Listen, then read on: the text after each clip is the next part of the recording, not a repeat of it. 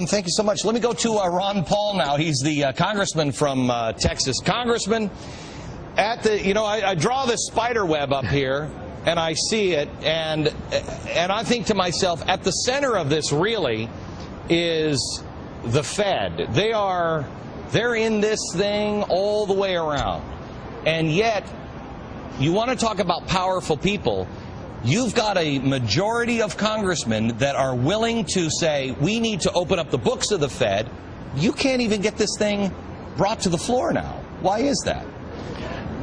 Well, so far we haven't been able to. We have 273, which includes almost 90 Democrats, so the large majority of the congressmen want it. They don't want it because they really understand the issue and they're not motivated by philosophy as much as the fact that this has struck a chord with the American people, and the American people are demanding more transparency. So I think this is very good. Now, I think we had the first demonstration last week when Jim DeMint tried to bring it up in the Senate. Even though he was doing exactly what they had done 4 times on that same bill, they ruled him out of order and said, well, you're not following the rules. That means the information is coming up from above and on down. That means from the administration and leadership, both Republicans and Democrats. So who's blocking it? Can you name names? Who's blocking it? Well, I don't know the individual, but I would know one thing. If Obama wanted change and change of this system, at least exposure, he could do something. But he got nearly $1 million from Goldman Sachs. So we don't expect anything from the administration. The same people, whether this to me is a perfect example of my argument that I've made, and I think you generally agree with it. There's not a whole lot of difference between the two parties. No. They're owned by the same people. You take this Goldman Sachs issue. Wouldn't it be revealing if we were able to get the transcripts and all the agreements and discussion that all Treasury and all Federal Reserve officials have had with Goldman Sachs? I mean, that would be a revelation. But boy, they're hysterical when they think we're coming down close to saying that we might be able to open up the books. I got some information the other day that during another crisis in Central America, the banks were in trouble, and our Fed went to the IMF and told the IMF to pay the interest to the banks. I mean, that's how corrupt it is. And the whole thing is as this system continues to falter, they're not going to give up. They're going to move all these shenanigans over to the IMF. They're going to have a world organization. So the powerful elite then will have a world currency. That's what they're being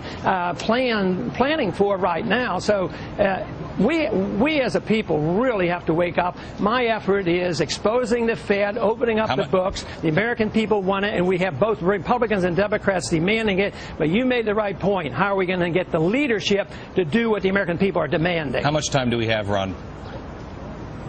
How much time do we have to wake up? That is hard to say. Timing is really tough in Austrian economics. We know what the inevitable outcome will be. But I would guess it's just a few more years. I would think the handwriting will be clearly on the wall before Obama finishes his first term, which means the next shoe is the crisis in the dollar, the value of the dollar, not just the financial system. We will see high inflation rates soon. Congressman Ron Paul, thank you very much, sir. And speaking of the Fed, check this out. There's a videotape of Florida Congressman Alan Grayson grilling the Federal Reserve Inspector General. This is the one that is tracking trillions of dollars of your taxpayer money. This video is going to make blood shoot right out of your eyes. Watch this. I'm asking you if your agency has, in fact, according to Bloomberg, extended $9 trillion in credit, which, by the way, works out to $30,000 for every single man, woman, and child in this country. I'd like to know, if you're not responsible for investigating that, who is? We have responsibility for the Federal Reserve's programs and operations, audits, to conduct audits and investigations in that area.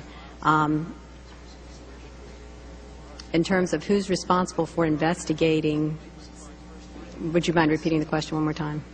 What have you done to investigate the off-balance sheet transactions conducted by the Federal Reserve, which, according to Bloomberg, now total $9 trillion in the last 8 months?